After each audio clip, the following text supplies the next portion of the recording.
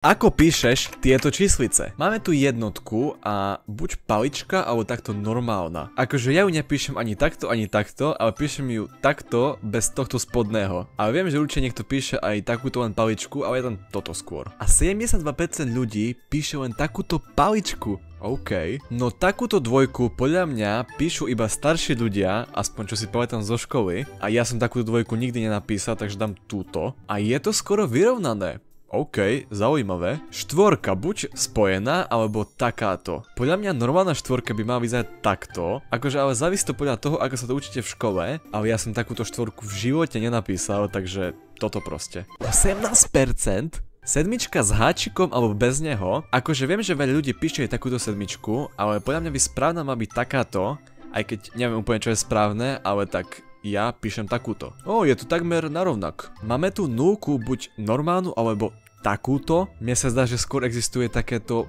písmeno v nejakom jazyku ako nula. Ale aj tak skoro 35 000 ľudí píše takúto nulku.